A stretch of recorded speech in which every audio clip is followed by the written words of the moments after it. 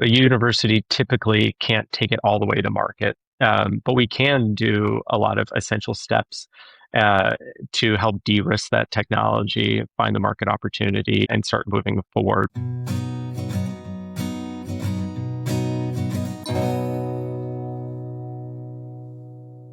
Welcome to this episode of the Building Texas Show. I'm thrilled to be back in San Marcos, Texas, visiting with Dr. Matt Sorenson, who leads commercial and venture operations at Texas State, which is a new term for me to see at Texas State University. But it's an exciting evolution of what the school's going through, to see it evolve and open up more opportunities for students, for alumni, for faculty. And Dr. Sorenson, I think we're going to talk about all of those things today.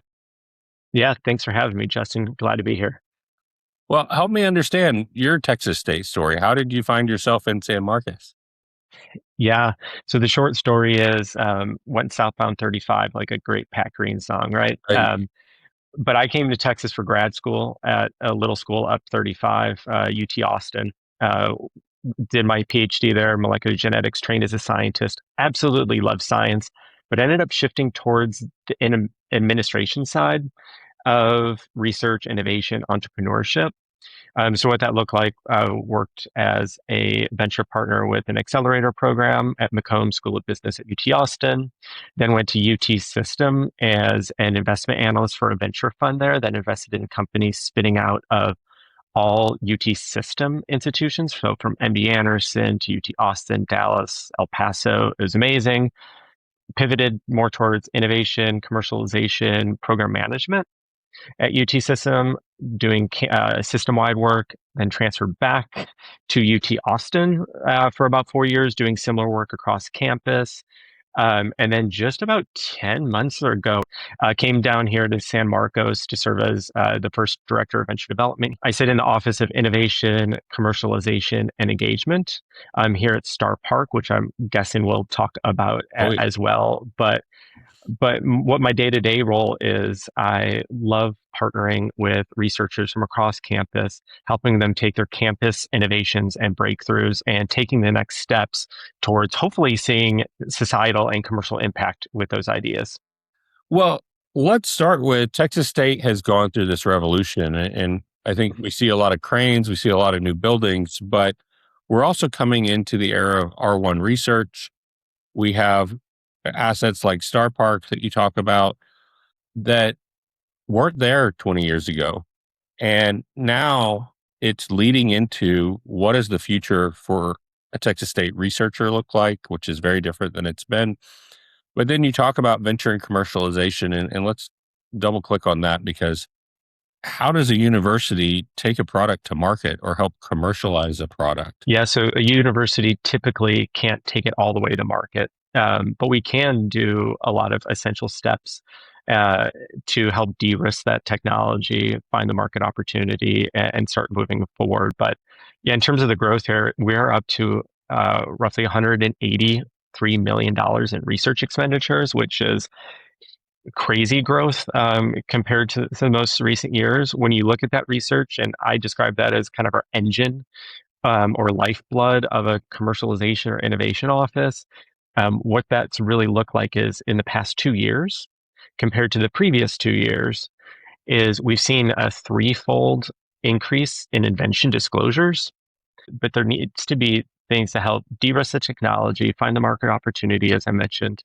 So we're starting to roll out some really cool programs that not only provide training to our researchers and budding entrepreneurs and innovators, but also can help fund prototyping and help move things forward from a early stage TRL level or technology readiness level from a 1 to a 3, hopefully getting it to like maybe a 4 or 5 where it's more right for partnering opportunities. And that's the distinction. You're taking it from a nascent idea into, okay, it's ready for an entrepreneur to find it and then go out Yes, and take it to market.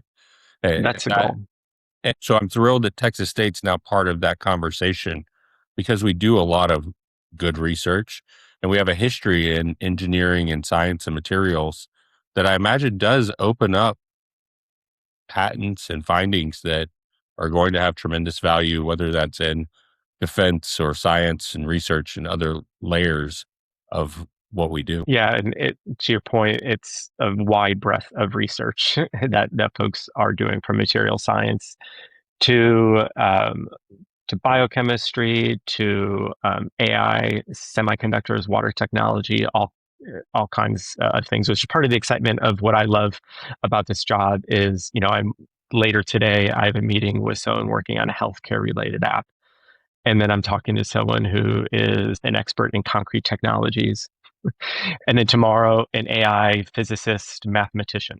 So it's fun to talk to people who are really trying to push the boundaries of knowledge and hopefully be able to produce tangible assets that can actually impact things commercially as well as in the society. It's a much more reasonable path to start your entrepreneurial journey in college. And at that stage and age, there's a full breadth of opportunity. How does Texas State lean into those that are wanting to go the entrepreneurial route? Yeah, good question. And oh man, I love the people aspect of innovation and entrepreneurship. But a couple things we are doing specifically is when I started, unrolled a kind of like a brand around some of our resources called BobCatalyst.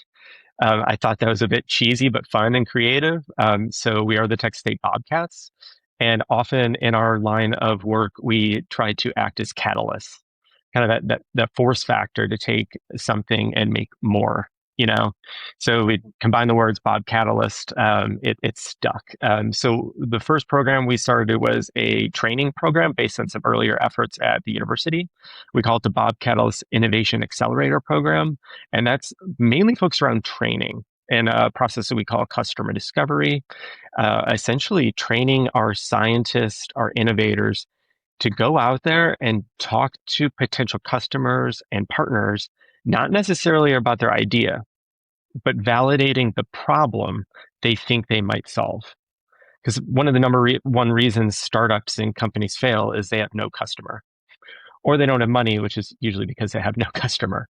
So if we can train our scientists to not only think about and do great science and give them the resources to do that, but to also have that lens of, okay, can this science potentially solve a problem people care enough about to pay someone to solve? And that's been great. So we do that in a cohort model every semester. We've done two. We're ramping up for our third one this fall semester. They've always been fully subscribed. Really excited about doing more of that. So that's not more on the training side. But we also realize it often takes a bit of money, to take this nascent idea, build a prototype, do pilot testing, whatever it is that a partner needs to see to be able to actually look to partner with the university in what we call like a license agreement type of situation. But we have what we call the BobCatalyst proof of concept grants. So for folks who have invented something on campus that we have an invention disclosure and usually a patent filed, we can provide up to $30,000 of internal funding. And what those funds do is fund commercialization enabling milestones. So sometimes like I mentioned, building a prototype. Sometimes it's taking it from this in vivo kind of cell-based assay to to an animal, whatever it might be, or piloting something in a small situation out in the field with a potential partner or community asset. It's whatever it makes sense for that technology, but that idea is to take it, to move it closer, to be able to have that conversation with a partner, because the university, for a number of reasons, can't be the one out there selling a product or service. So we need to be able to get the technology ready enough for a partner to be able to join with us in that commercialization pathway. Now, in TV shows and modern media, we see instances of, well, you invented this at the school, so the school owns it, or the school has a part or a claim to the work. How do we debunk that and make it the partnership that it truly is? What does that look like? A state institution, we are using state resources. Right. It is that technology, like if you're working for any big company, is going to be owned by the company. So in this case, any technology developed here on campus with Texas State resources owned by the Board of Regents of Texas State.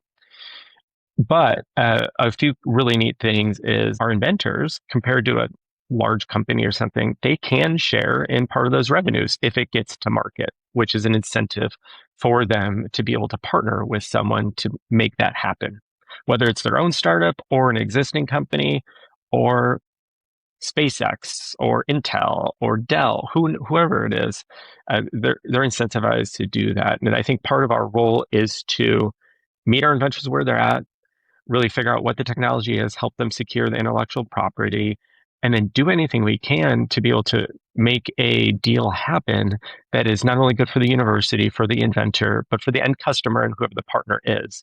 And that's a delicate balancing act, negotiations and all. But I think we've come a long way in being able to make templates that are helpable to investors, to the entrepreneurs who have been there and done that and want to partner with the university. So, even in I don't want to say how many years I've been a part of this type of work, but there's been a lot of progress for universities, especially in Texas, and there's a lot of collaboration of this. Where I met you was at the Texas Venture Forum in Gala, right?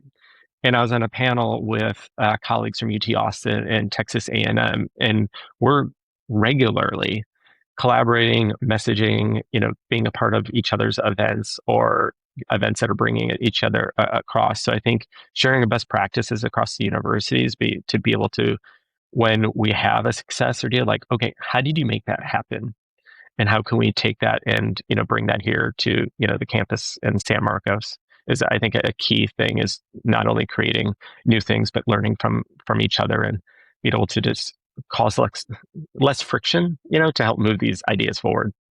Well, and you chose Texas State, and I want to dive into why, because you have opportunities with established universities across the country that have these programs, but Texas State just joining the Pac-12, just getting to R1 research status, really growing into itself. But what has you choosing Texas State? Oh man, great questions. I knew about the growth in terms of research. That's awesome. And in terms of what type of resources and with getting towards an R1 a status that in, increases the ability to attract more rock star scientists and researchers and educators, as well as the students that will work alongside them, as masters and PhD students. That's a huge thing. But I really believe, when I was kind of assessing the situation, Texas has a rock solid foundation. And I really love rolling up my sleeves in this early stage of figuring out, okay, where do we invest in building infrastructure programs, investing in the culture, the people that it takes to build this type of enterprise at a university. And Texas A&M is pretty much all the pieces.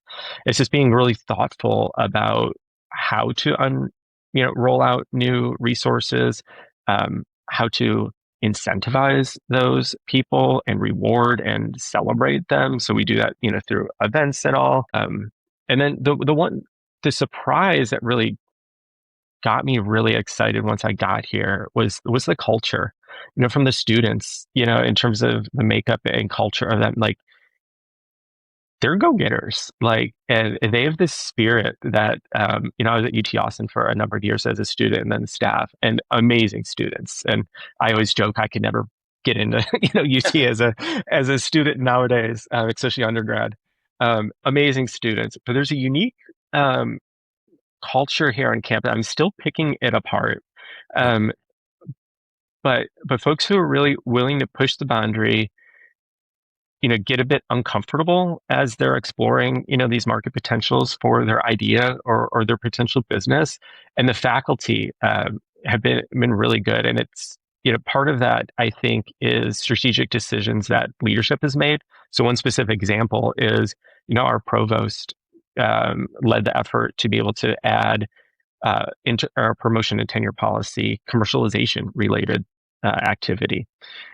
Still a lot to figure out there, but even just having that there at a university-wide policy level, that, yeah, hey, this should count towards your efforts in hopefully building, your research and teaching and service enterprise, is great, and a huge asset to be able to help us, a piece for us to be able to work with as we're building this culture and this ecosystem. And it's been a great 10 months. It feels almost like 10 years now, but in a very good way, in terms of the progress we've been able to make and some of the nascent, successes we've seen in terms of moving from idea to actually like, hey, this might actually be a startup, or actually finding that commercial partner that, the business that might already exist to partner with in a meaningful way.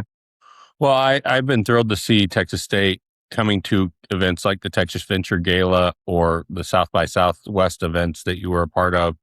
It it's meaningful for the brand to be out and visible, and I see it really growing and attracting more students. We're north of 40,000 students now. San Marcos is really blooming right between Austin and San Antonio. And you talk about the grit, and I mentioned South by Southwest because there was a whole panel around that conversation with the Texas State student has a different grit, has a different culture, has a different drive.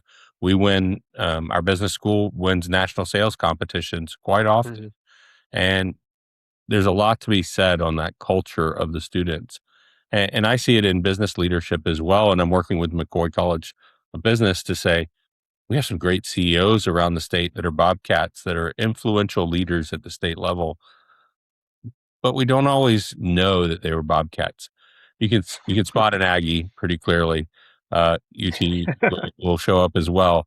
But I enjoy recognizing those Bobcat leaders that are out there making a difference, not only at the university level, but in their communities back home and for the next generation of Bobcats, because there is a culture of getting involved, being part of the funding mechanism, whether that's in athletics, academics, and now commercialization. And I'm really excited to see what we can all do to help put more fuel into that commercialization and development activity. Yeah, on that point, I run into Bobcats everywhere. Yeah, they might not be as loud and proud as our friends out in College Station or up in Austin. But I always try to wear like, a pin or something, like when I'm traveling, and it's amazing the folks you learn and just their willingness to help. I'm talking to, an alum who's faculty up in Alaska, and he's willing to roll up his sleeves. You've been gracious in your time, and it might not necessarily be that person that has taken a very similar technology or studied a similar thing that can help. It's a team-based effort, and not one person's going to have it. So it's been really great to have folks reach out and just want to engage in the exciting things happening on campus as we're trying to build this commercialization enterprise. Well, we're getting ready to go into the fall semester and getting that quick breathing room between the summer sessions and fall now. But what are you excited about as we go into the fall and spring of 2027 at Texas State? Great question. I mean, you have the Pac-12 conversation, which you mentioned, and directly that doesn't affect our work, but indirectly, in a bunch of different ways. So I'm excited for all that, because it's a part of building the culture on the campus and the community with our alumni, with our partners, corporate partners, and the community. It's amazing. One specific thing that we're going to be doing is I mentioned this training program, this Bobcatalyst Innovation Accelerator program. The first few times we ran that, we focused, primarily on the technologists, the more mostly STEMmy, STEM type of things.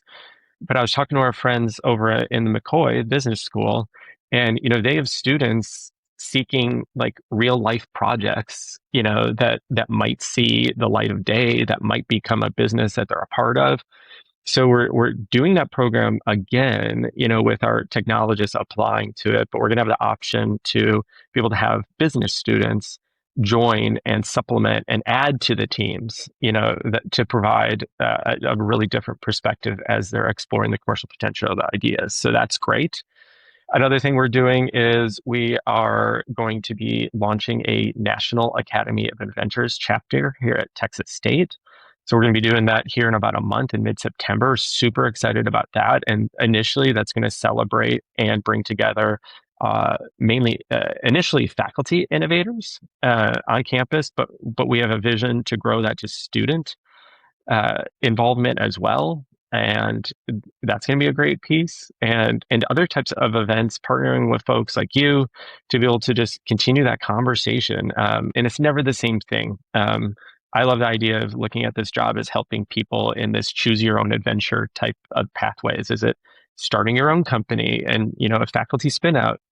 Is it partnering with a company here at Star Park that already exists and has that business side of everything, that there might be some, you know, collaboration opportunities? We have two specific examples of that, with the 9 tenants here in our labs at Star Park.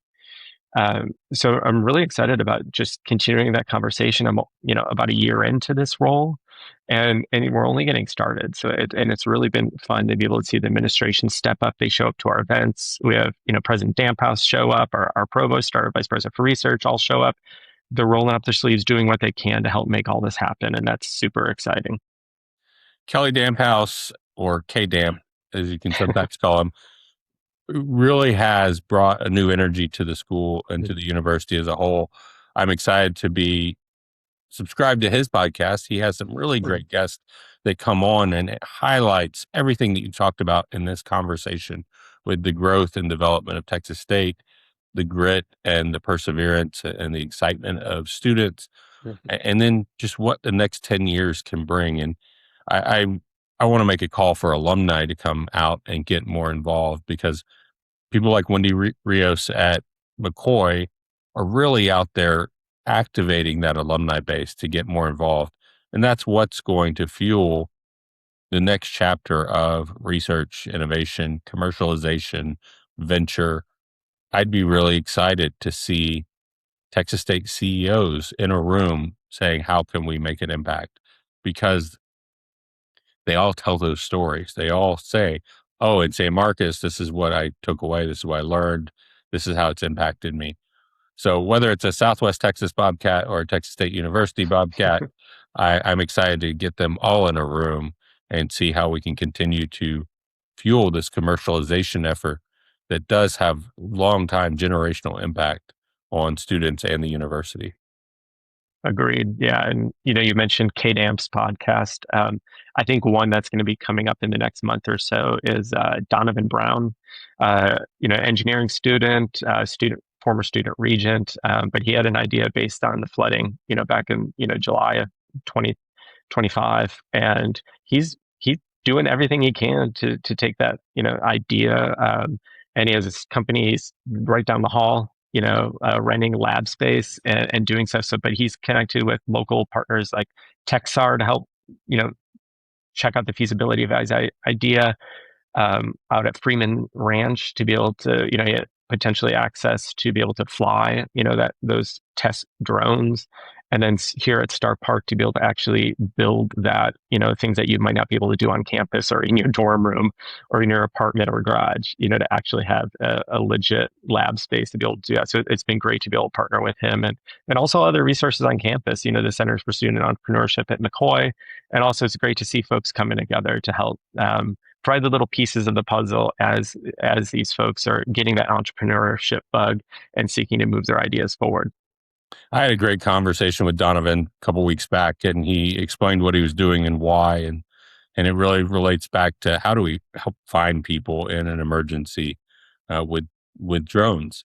And so it's real exciting to see a student like that is diving headfirst into what can they do at this phase of their life, what can they do with the resources around them, whether that's at Texas State or the alumni groups or just Central Texas in general, is ripe for it.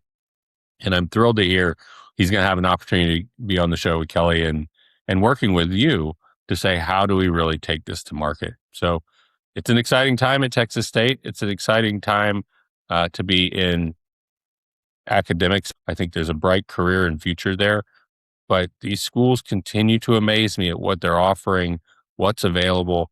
And if you're a student or a parent of a student, really dive deep into these conversations and figure out what these resources are, because you can also go to San Marcos and never see the classroom and not get the full benefit of being a Texas State University student. Yeah, just to echo what you said there, I office down here at Star Park, building with what I think we have 9 or 10 tenants right now, 14 different laboratories. It's amazing, and just the energy here between them and the collaboration that creates, and the team here that does that. But the campus is a whole nother thing, and I love to spend as much time as I can up there because you never know who you're going to run into, and that's great. But your point about parents of students, that's been another fun surprise because it's not just the students, the alumni, it's all those people who are invested Right. in Bobcats current and their future. That has been really cool, and that they're willing to roll up their sleeves and at least be able, like, hey, reach out if I can be of help. And I'm making note of that, on those LinkedIn contacts that reach out that might not be a Bobcat themselves, but they have a student here, or they have a niece or nephew, and also it's infectious in a very good way. Yeah. That kind of that Bobcat spirit of just getting out there and wanting to do great work. Well, Dr. Sorenson, thank you so much for your time today. And I appreciate the way that you're building Texas. Yeah, appreciate you having us. And for anyone tuning in, feel free to reach out. I might not be the right person for you, at Texas State, but happy to have that conversation and help you partner with us to increase the impact we're having here in Texas and beyond. Have a wonderful week. Thanks, Justin. Thank you for enjoying this episode of the Building Texas Show. We release a new episode every week, and you can find us across all social platforms. Please like and subscribe on YouTube, Facebook, Instagram, and LinkedIn. Thank you to our sponsor, Chisos Boots, and their damn comfortable cowboy boots.